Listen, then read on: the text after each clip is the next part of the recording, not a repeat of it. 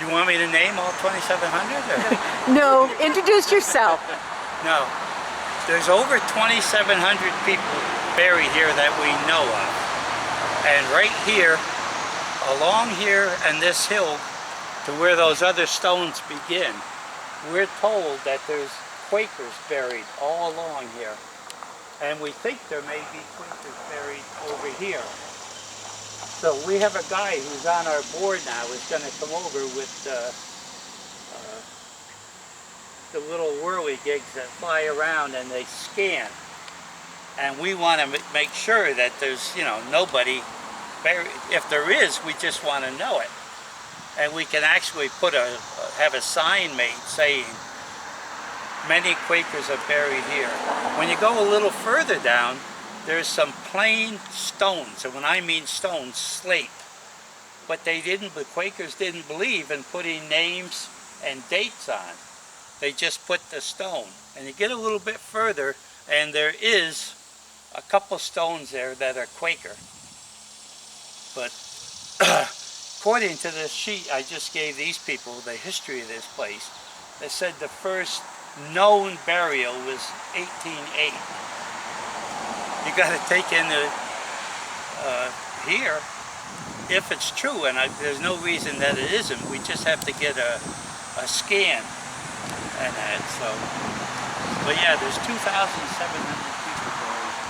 We'll go on up to Larger than the population of the village, which is like 1,400. And as far as this building goes, there was previously a quarter of a mile up the road and a half a mile up the road, Quaker meeting houses. First one burned down and they built another one, small. Then the second one burned down. This one here they opened in 1780. And these bricks, you can see how uneven they are. Supposedly they were made right up here, Altamont Road. There was a quarry up there. And they handmade all these bricks. That's why they're not perfect. It's actually better this way. Mm-hmm.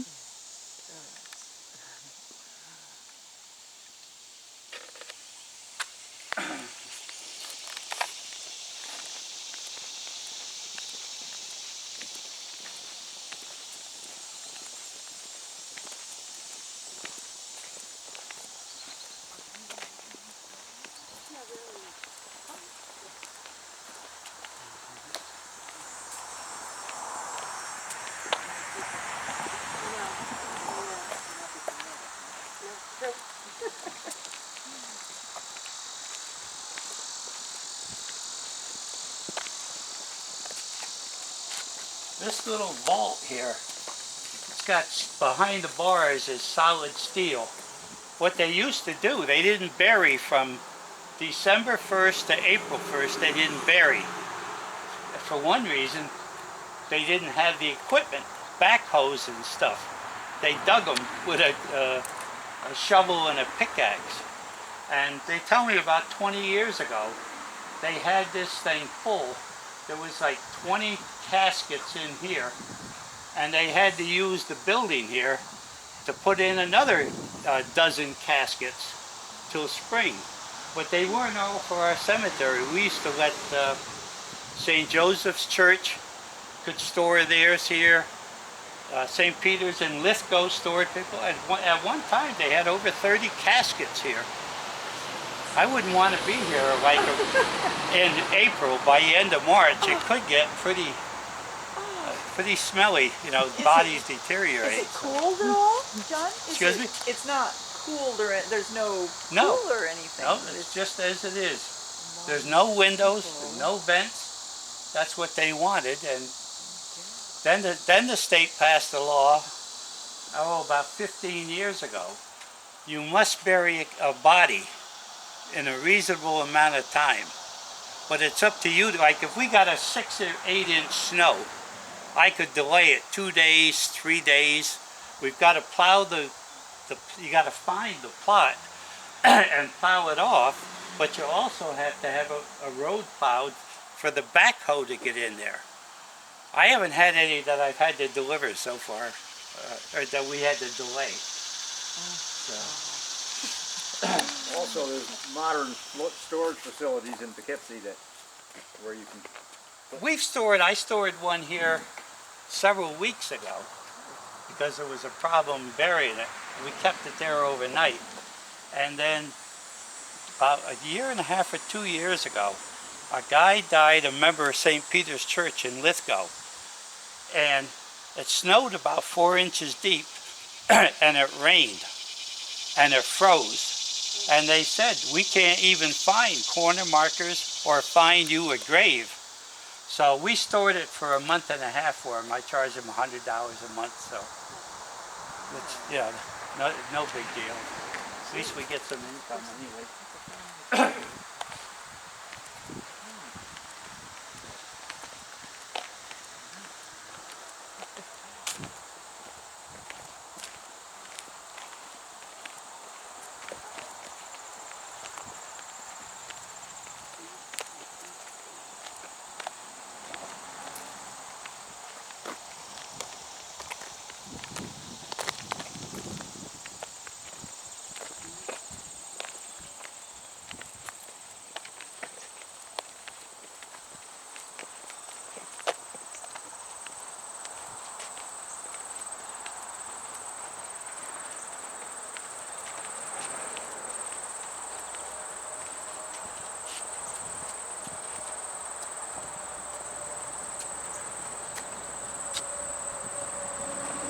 This first grave here is the Gifford family. Heman Gifford, it's not Herman, it's Heman, you see, had an estate on 44A. And they owned both sides of the road, almost the length of 44A. And he had made a lot of money down on Wall Street. But their daughter, Sally, on the end, just died 2 years ago at 90-something. See the thing? A good laugh is whatever it says. Anyway, she was a character unto herself. She got out of school, private school. She went to an art school and an, what do you call it, needlepoint. And she came and in Millbrook, in the post office, she painted all the way around the room at the top, scenes of Millbrook. She made a Millbrook children's coloring book, which was very well known. I think we have a copy. We sold it at Merritt Bookstore. Yeah, I'm pretty certain we have a copy down in the archives. And all around the village, she used to draw her own Christmas cards or do them for people and everything. But what's so funny is about the good laugh. Sally, with her millions, loved to laugh. She'd come out of the post office, you'd meet her and she was laughing. And she used to buy her clothes at the Episcopal Church rummage sale. She'd have on orange sneakers, a blue pair of pants, a red top, a crazy hat. Leggings. And if somebody said, oh, that's quite an outfit, and she'd curtsy, you know, and laugh. But that's the way she was. And then at one point, Mrs. Darrell Partial up here was a thorn. We're going to come to that.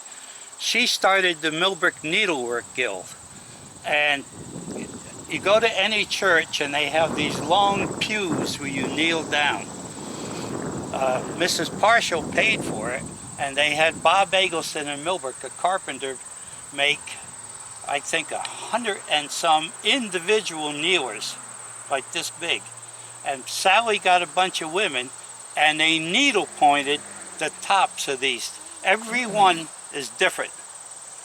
If you ever go up to St. Peter's Church up there, it's gorgeous. So, yeah, Sally was really quite a character. So they're in Lithgow and in Grace Church. Mm-hmm. Right? They have some too? Yes. Sally probably did them. Mm-hmm. So. And I remember when I was in high school, Sally riding all over town on a bicycle. Oh yeah. Oh, she loved it. And she was always dressed up and looked like $1 million. Yeah, and she had many of them. On the street side, Franklin Avenue, Grace Church, because wasn't made by Tiffany, but it was. This one stone here, Houchin, Arthur Houchin, Really? right across the street from Ruge Chevrolet in Mavisville. He owned that store and like a hotel on the other corner where they parked the cars. Arthur Houchin. Where is that? Right here. Oh, I see. Houchin. Yep. Yeah, he owned both corners up there across from, at that time it was Audi Chevrolet.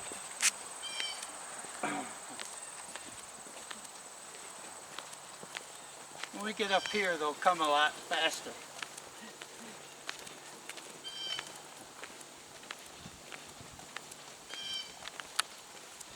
Wait, John, Yeah. can I just ask, what is that, the raised? That's a mausoleum. That's the only one in this cemetery. And I got a call about 5 months ago, somebody wants to put a mausoleum in. But we don't have anything in writing. So we've got to measure it, and then we got to, that will have to have a heck of a footing, cement footing on it, that they'll have to pay for. And they'll have to put money in escrow. Like those people died years ago and they left money in escrow. And a couple of years ago we had a company come and power wash it. So we've got to, these people want to do the same thing, but we're in the process, we've got to draw some rules and regulations. This Hotchkiss over here, if anybody's been over to Lakeville, Connecticut, there's Hotchkiss School right there. This is the Hotchkiss. John, in that mausoleum, how many bodies are in there? 2. So if you want to get buried with your wife real close, that's what you do. There's a stone right here, it's behind here, Pudney. The Pudneys can trace their family back to the Mayflower, but I have no background on them or no history on them.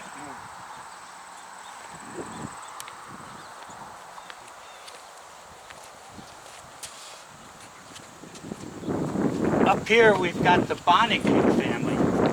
As you can see, there's 6, 8 stones up there.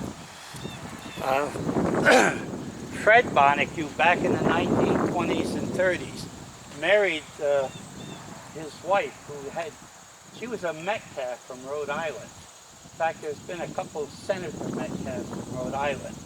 And Fred Bonnecue was a horseman for her. And she married him, and it worked out very fine. 2 of their sons that are here, Jesse Bonnecue, just died this past year. He owned about 5,000 acres in the town of Washington, Stanford, and Amelia.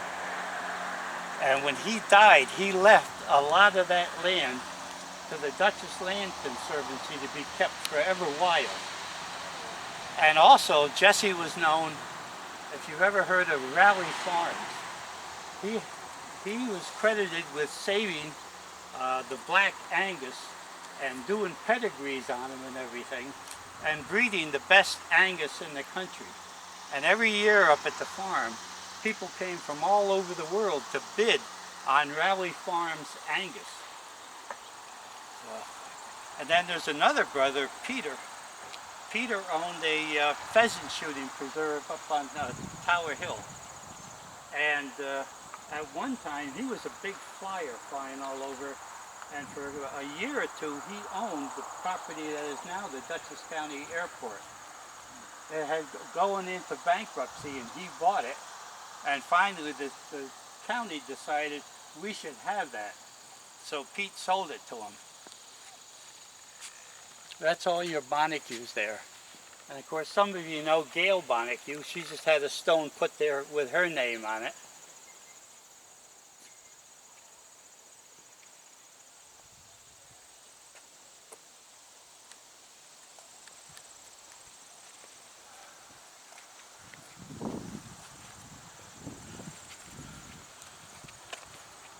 We have a stretch right here, and a couple down, Reardons and Briggses.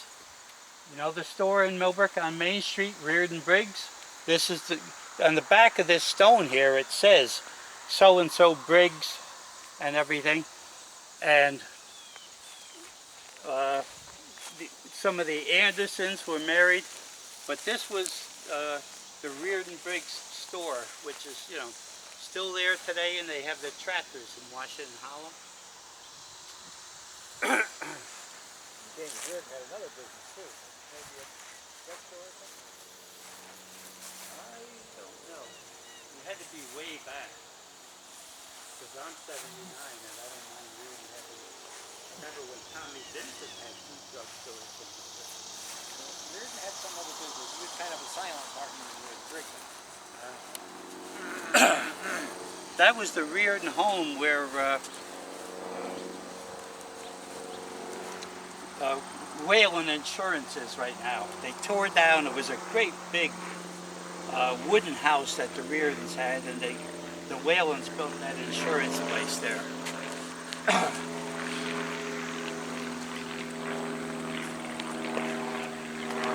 See, here's some more Reardons and a whole bunch of them here.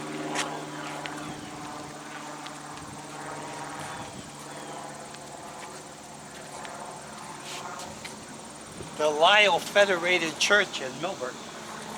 This is in memory of the Reverend Edward Lyle. He did a lot for the church, but from what I understand, he never did a service or a mass there. But he was there, it shows you, 40 years, pastor of the Dutch Reformed Church in Millbrook.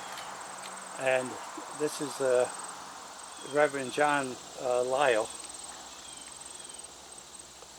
Then you get in the back here, right up against the fence is the Thorne family. And they have about 10 graves there. And to the right, Partial, Mrs. Partial is the one I mentioned that formed the Needlework Guild. And her name was Margaret Thorne Partial. So the Thornes have that big stretch up there. And of course, Oakley Thorne, his ashes were just buried recently up here. He died like a year ago. But they went on, the Thornes, to probably, right now they're probably worth $6 billion. But they have done a tremendous amount for Millbrook. They donated the land for the Cardinal Hayes home, St. Joseph's Church, the Millbrook Tribute Garden. That is totally maintained by the Thorne family, the Tribute Garden. The Village Green, Mrs. Partial gave the money for the new firehouse. It used to be up on the corner up there, the corner of Church Street. And they wanted to get a new firehouse, a modern one. The new modern they could get 2 engines in the old firehouse. But engines got bigger and bigger. So they went to build the one they have now down by the Village Green. And they started raising money. And she said to them, let's see what you can raise, and I'll help you. Well, they raised more than enough money to build that firehouse. She wrote a check for the firehouse, said use the money for something else, and she bought them a new fire truck. So, Margaret Partial Thorne. But and then in Millbrook at the top of the hill, the Thorne Memorial High School, they donated that. They used to donate buses when I was a kid. You wanted to go to the town pool in Mavisville, it was free. And the bus would pick you up at 12 o'clock in Millbrook on Main Street, take you up to the pool, and like once an hour would run back and forth. That's the kind of stuff that they did. Coming into Millbrook, you've probably seen the Thorne Mansion there. They own, there's more land on in the village of Millbrook on Thorndale, their farm, than the rest of the village of Millbrook combined. That's how much land they own down there. In fact, they were known in the 1920s and 30s for their trotting horses. They're known today for their thoroughbreds. In fact, next week, the 18th, they have 6 yearlings from Thorndale going to be sold at Saratoga. And a couple times they've got 800, 850,000, 900,000. So I just talked, Jonathan's on our cemetery board. And I asked him, you know, going back to Saratoga? He says, yeah, they've had a house all these years up there. And he's going to be there for the sales. When is that, August 18th? August 18th, the sales start, yeah. Fassig Tipton is the name of the, and now here's another whole bunch of Briggs. And what's funny, everybody thinks that the Briggs all were with Reardon Briggs store. They're not. On the back of that stone says, we're the Tower Hill Briggs. Yeah, it's engraved right on the back, and all those going down the hill are all Briggs. But they're related. But they had it etched right in the back of here. But they're related. Distantly, yeah. Yeah, not that distantly either. And is of that course, Ted Briggs? Is he one of those? Or? yeah, he's here. Tower Hill. And right here, Haight, you got Paul Haight. There's the Haights had a big farm up in Mabbittsville. I forget the name of the road there. Oh, Haight Road. How can you forget it? And they had a big farm up there, was named after the Haights. But Paul J. Haight, he's buried elsewhere here in the cemetery.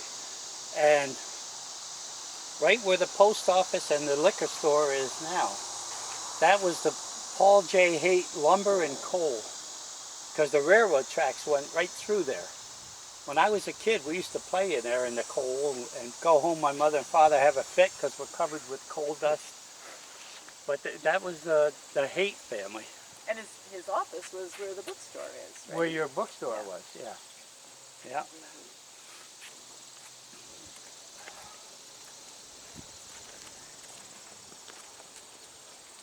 This stone here, the reason it's got dirt around it, you can't plant grass now. The guy bumped it with a lawnmower. You see where it's scratched? And the daughter is coming up from Florida to bury a couple urns. What a time we had getting that thing back up on its footing. Had to have Will Murphy come with his biggest machine. He came with his smaller machine, had to go back and get a bigger one to put that up on there. It was going uphill. Yeah.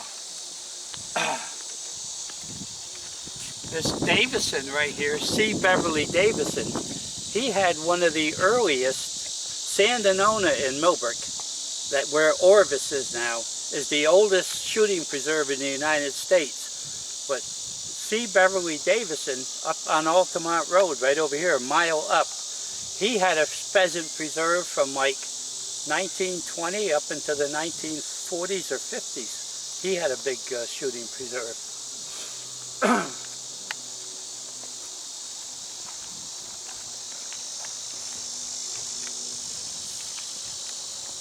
Right here, this Norris, Frank Norris, was a very, very nationally and internationally known book author. But what he's best remembered for, he came up with the idea of Smokey the Bear to advertise about forest fires.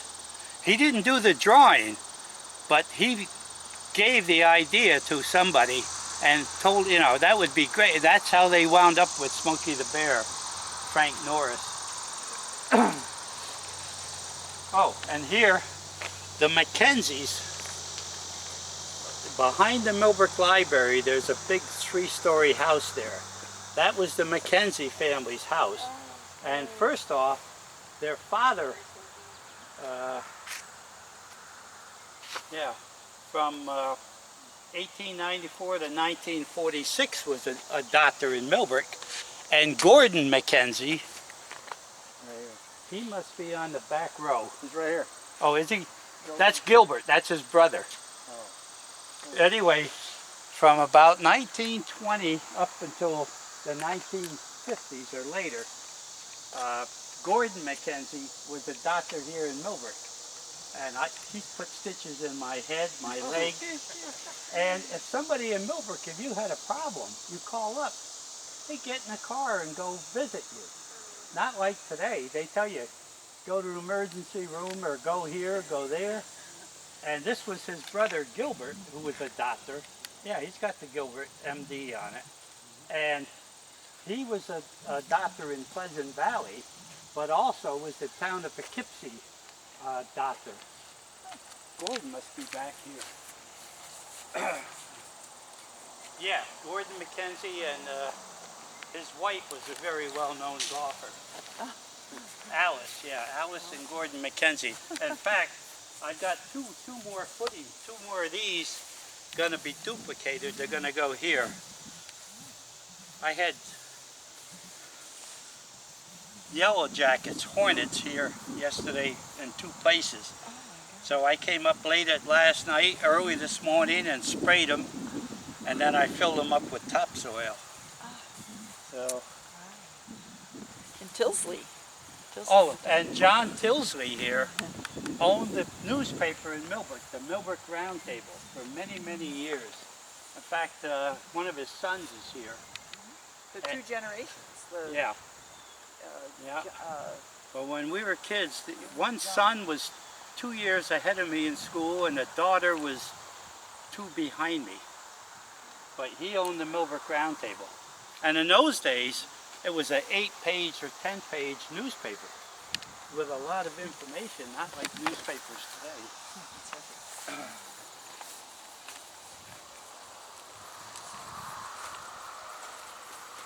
This one here on the corner, Charles Henry Dyson, he was big in World War II. He had a lot of Washington appointments running things for the government during World War II. And he came back and he started the Dyson Foundation. And eventually it became the Dyson Kistner Moran. That's what it's called today. And he became a billionaire. And he set up a $400 million or more trust fund. And they give a lot of grants to things around Millbrook. They gave a business building and at Marist College. They gave another one at Cornell. They've done a lot. And the 2 sons, one of them, John, he was head of the Chamber of Commerce for New York State. And then from there, he ran for the U.S. Senate and didn't get the nomination. He was favored to get the Democratic thing, and he got out of politics, but he was the deputy mayor of New York for a number of years. And then eventually he started Millbrook Winery, which he still owns and runs. And he's got not only the Millbrook Winery, and he's bought hundreds and hundreds of acres, and it's all planted in grapes. He has a Millbrook Winery in California, which grows different grapes that won't grow in Millbrook. And he also, in Tuscany, Italy, has more vineyards. And if they want to twerk a certain wine, he can have it shipped over here. But that's John Dyson. And then Robert Dyson is running the family business now. And on the way to Adams Fairacre Farms, if you've seen that east view on the left and right side, hundreds and hundreds of apartments and buildings. John Dyson, Robert Dyson owns that. He and a partner from Pleasant Valley, but he's the major, and they own in Pleasant Valley hundreds of apartments, and he's on the board of Cornell, and he's on the board of Marist, and he's on, I think, maybe Vassar. He's on a lot of stuff. But the Dysons did a lot for Millbrook and Dutchess County. The one behind it, Bancroft, his name was Harding Bancroft, lived in Burbank. For many, many years, he was the vice president of the New York Times. But his house, he came up weekends, he lived here in Millbrook. But for years and years on the editorial page, he was listed there. Harding Bancroft, vice president. Yeah. What did I do with this thing here now? Okay, back here you see Birch Benham. And all the way on the left where the flag is there, That's where Major General William Augerson is buried. And General Augerson was medical director of the 82nd Airborne Division during the Cuban Missile Crisis, Deputy Assistant Secretary of Defense, but he's mainly known with his work with NASA on the Mercury and the Apollo flights. So he only died a few years ago. That's his stone way on the left there. In fact, his wife, Virginia, was going to come today, and I guess she was under the weather, had to see a doctor or something.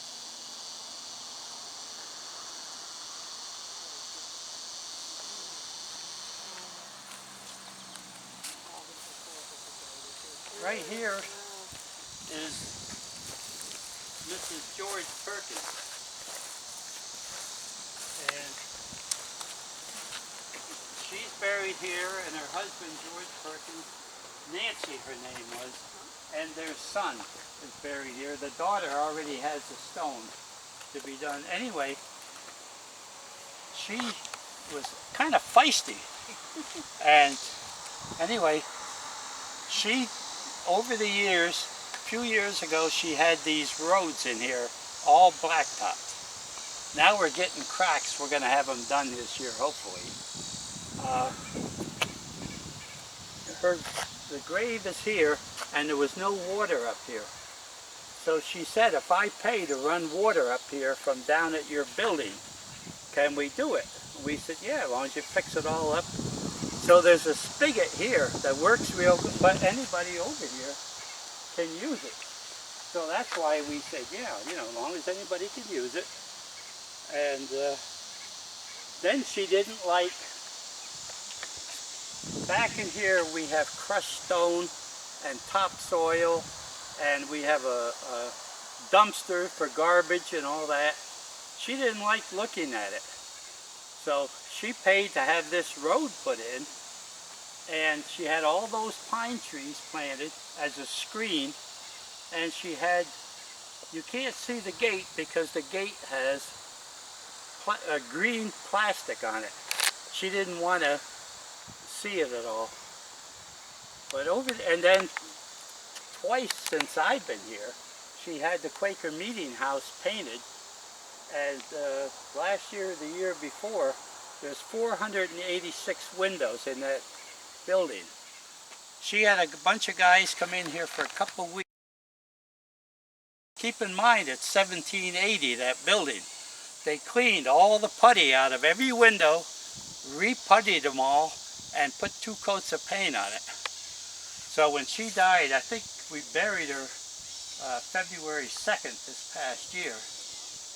And, well, we're going to miss her because she took care of a lot of stuff for us. Oh, I know another thing. She used to come in this curly way right here, and she had a woman nurse 24 hours a day with her. And she would park here, and the nurse would go for a walk and smoke a cigarette, and she would sit here and talk to her son and everything. And I had just become the superintendent. So she called me up and said, I hear you're running the cemetery. I said, well, the board runs it. I just do their bidding. Well, come over and talk to me. She says, when I come in here, there's stones that are falling or leaning or they're crooked. She gave us $25,000 to have stones straightened and fixed.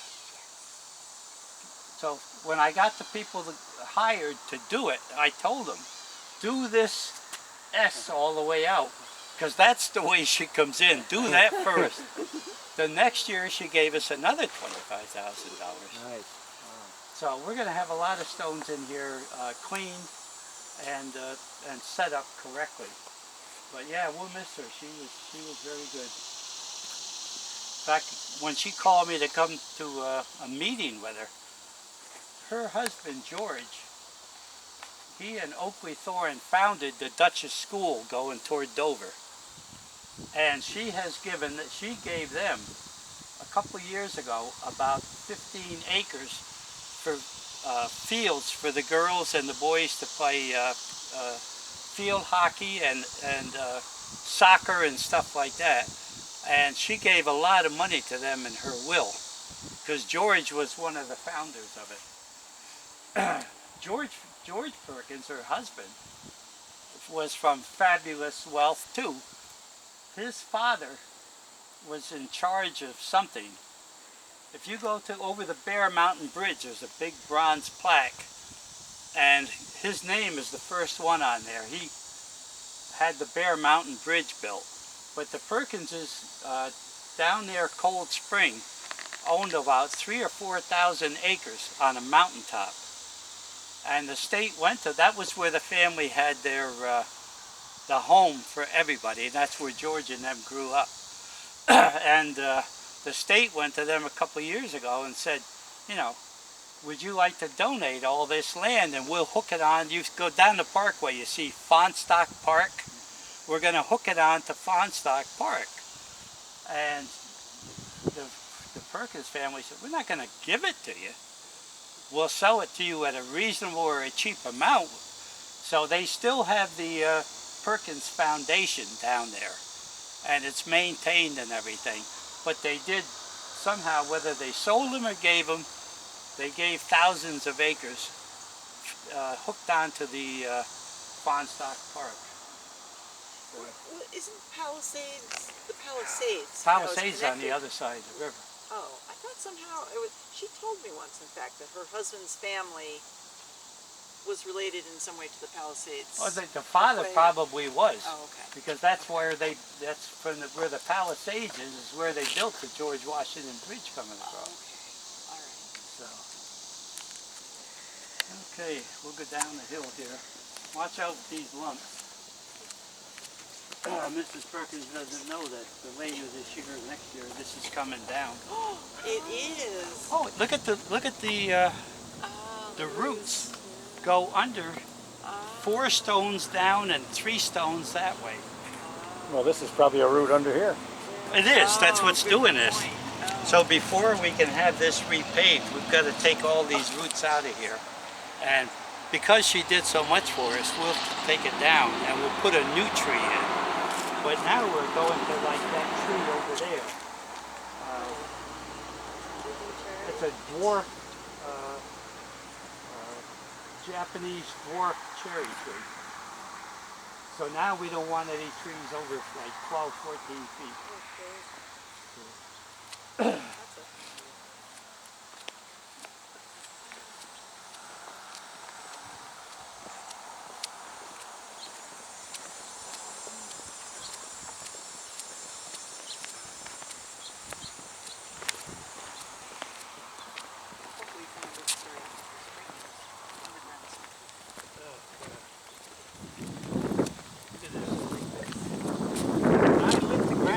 Night to burn the bees.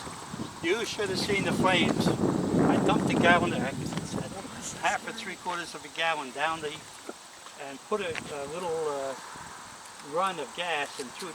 These people were with me, and I threw a match. Boom! Later on at night, it was full of bees again. So we went and got this special spray and put it in there, and I came this morning at 6 o'clock and sprayed it again, and then buried the hole. This one here, only a couple weeks ago, we buried her. The stone there to the left was William Wambold.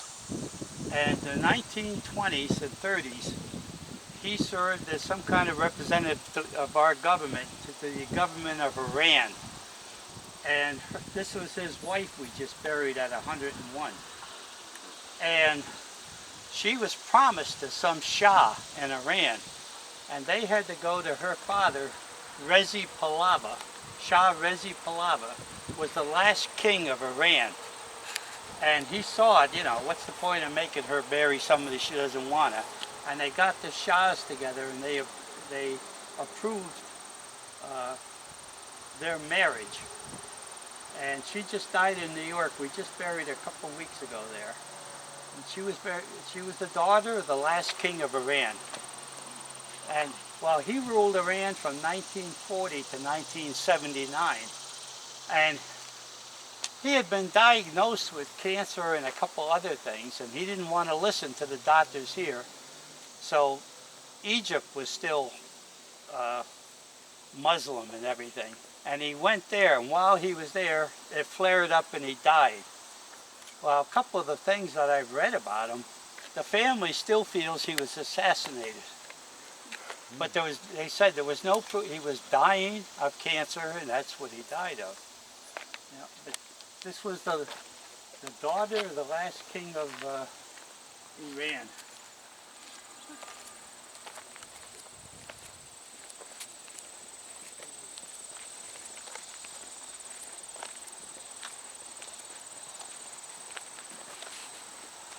This is where we're getting in the ritzy area here now.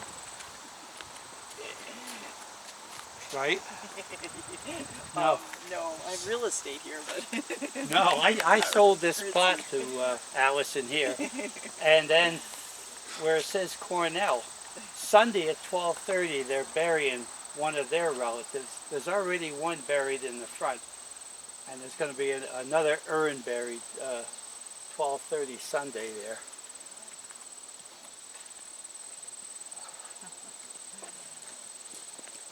Yeah, very scummy. This square thing here, that's Rick Ocasek, the rock star. But a lot of people don't know. His big fame was in the 60s and 70s. And he was the lead guitarist and singer for a group called the Byrds. Or the Cars. So he died. I never knew anything about him. So anyway, they kept sending me drawings of this stone. And I finally approved it. We had to put a big, heavy footing, because that's about a 5,000-pound stone. And the guys came from New York and put it up. The next day I get a phone call from the funeral home in Staten Island. Mr. Flanagan, we have to come back. I said, what for? They want the stone turned around. They were worried about fans coming and seeing Ocasek. So they came all the way from Staten Island, backed up there, lifted it up. The Ocasek is on the other side. But they still come and they leave, see this little trunk? Somebody planted flowers. Sometimes they leave quarters, dimes, so on. But Ocasek is on the other side. And a lot of times, if I'm up here, people come riding by and say, could you tell me where Rick Ocasek is? I'm surprised that they know, because I never know. In fact, his wife is one of the top models in the world, Paulina Poriskova, and she lives a half a mile up this road right here. On Altamont. On Altamont, yeah. They call it a Porsche or a Honda. See the 4 O's. The other one's a deal. Oh, there's some change again. Yeah, change too. Yeah. Sometimes they put stuff up on top, but we are always windy and it blows off and the guys hit it with a mower. Yeah, the 4 O's. Ocasek owns To the Road. So he's got more family. He has two sons with Paulina Poriskova. They still living at the house here on Altamont Road. But he was previously married and has 2 or 3 kids by the first wife. This is quite a hunk, let me tell you. Is that solid stone? Oh yeah. And when they start doing all this etching here and stuff. Yeah. Different fonts. Yeah. I called up a couple of weeks ago. They came, somebody got out of a station wagon and watered these flowers, which have dried up. I said, forget the flowers, water the tree. But they haven't. I don't know what it's going to make. It's shriveling on the end.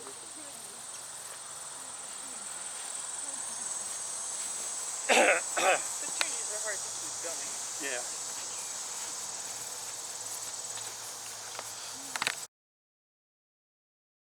This is May Friend Bennett. that started Bennett College in Millbrook in 1906. And she died in 1924. But she had a girls' school down in Westchester County for years and wanted to get out of there, and then somebody told her about Halcyon Hall, the original Bennett College building, the big one. She came up and looked at it and then renovated it and turned it into a 2-year girls' school. And finally they did name it Bennett College.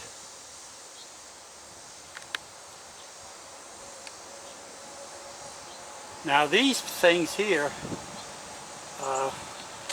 this stone was here, these stones here, there was like this much showing. And this gentleman here and his wife and son dug them out. And he asked me to search. We have no record. Oh, really? This is the 3 children, and they all died within a month, I guess, of each other. 4 days. 4 days of each other. Had to be some kind of disease. Yeah. Of course, it was back in 10 months old.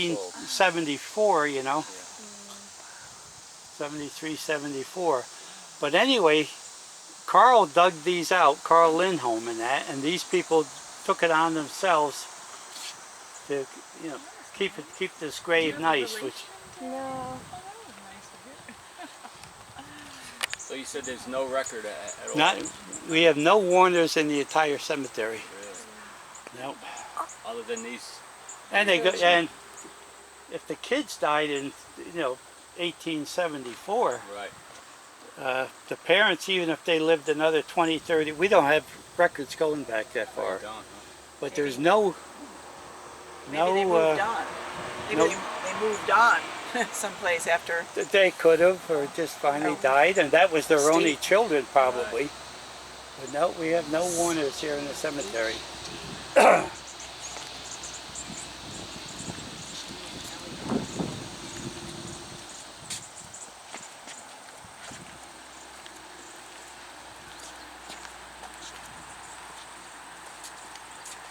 Again, all of you were here last time. Over under these trees, there's 7 or 8 stones. Amos Anthony was a famous black man here in Millbrook. He lived in the last house going out Front Street, all the way at the end. And he was in his 90s, would walk down in Millbrook on a cane, and he'd sit on a bench by the Millbrook Park. And everybody in Millbrook, they, hi, how are you, Amos? So, good, good, and he talked to people. Well, anyway, we found 7 stones over there that belonged to the Amos family. And recently somebody got the way I understand, they got the Anthony house and found thousands of postcards and pictures from 1880 up. And there's pictures of parades in Millbrook in the teens and in the 20s.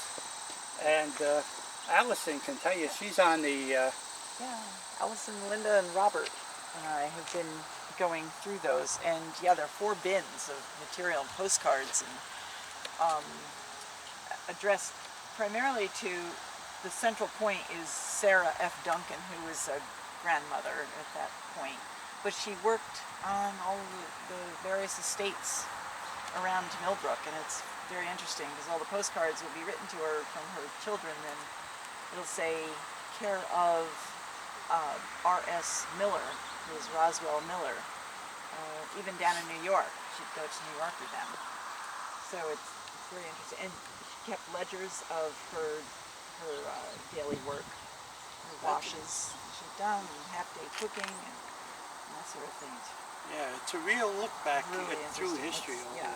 I gotta look up Roswell Miller. I don't know whether he's buried here or not. There's a Miller. There's a Miller up there. Yeah, Anderson Miller. I was going to ask about that. I was wondering if that's a Miller, a Roswell Miller. I don't know. I'd have to check the files. Major sports, and one of the wealthy people paid for him to go to Arlington High School, where he excelled. And he no sooner graduated from Arlington, I think in '49, and he went into service. Well, anyway, he was in Korea, and they were pinned down a whole bunch of U.S. soldiers, and he's credited with saving 5 soldiers, dragging them undercover, go back out. He got shot, dragged another couple more out. Well, anyway, it's on there. He got a Silver Star and a whole bunch of other things. And to this day, his sister Juanita, who is going to be buried up here eventually, she just moved to Georgia. And they have tried for years to get him the Congressional Medal of Honor. And what they did down in Georgia, one of the big army places in Georgia. Fort Benning? I don't know whether it was Benning or what, they named a building after him. But she still, to this day, every year writes, trying to get a Medal of Honor for child. And you see periodically in the paper they go back and review. Oh, sure. Right. But now Juanita is, I would say 88, 89. So it would be nice if they, you know. Is her husband here? Juanita's husband? I think she's got her ashes with him. Okay. And when she dies, the 2 of them are going to go here. Yeah, I knew her husband very well.